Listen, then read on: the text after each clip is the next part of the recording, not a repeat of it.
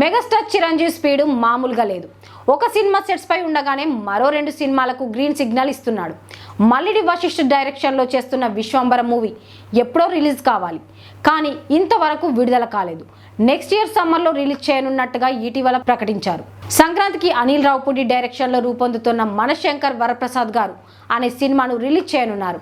ఈ 2 సినిమాలు next year ప్రేక్షకుల ముందుకు వచ్చేందుకు రెడీ అవుతున్నాయి. ఇప్పుడు లేటెస్ట్గా కొత్త సినిమా ప్లానింగ్ జరుగుతుందని ఓ వార్త లీక్ అయింది. ఇంతకీ చిరు కొత్త సినిమా మ్యాటర్ ఏంటి?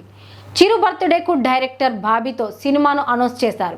గతంలో చిరు బాబీ కాంబోలో వాల్తేరు వీరయ్య అనే సినిమా చేయడం, ఆ సినిమా బ్లాక్ బస్టర్ సక్సెస్ సాధించడం తెలిసిందే. ఇప్పుడు ఈ కాంబోలో మరో సినిమా చేస్తున్నట్టు తెలిపారు. త్వరలోనే ఈ మూవీని పట్టలెక్కించనున్నారు.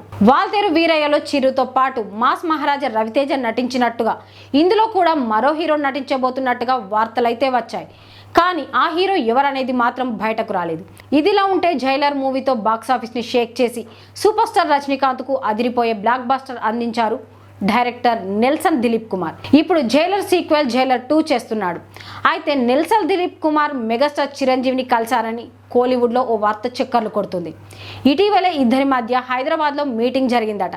అయితే ఈ మీటింగ్ సినిమా కోసమా లేక ఫ్రెండ్షిప్ కోసమా అనేది తెలియాల్సి ఉంది. చిరు బాబీతో సినిమా, ఆ తర్వాత శ్రీకాంత్ ఓదెలతో సినిమా చేయాలి. ఆ తర్వాత సినిమా కోసం ఇప్పటి నుంచే నెల్సన్తో మీటింగ్ జరిపారా లేక చరణ్ కోసం నెల్సన్ని కలిసారా అనేది ఆసక్తిగా మారింది. మరి త్వరలో క్లారిటీ ఇస్తారేమో చూడాలి.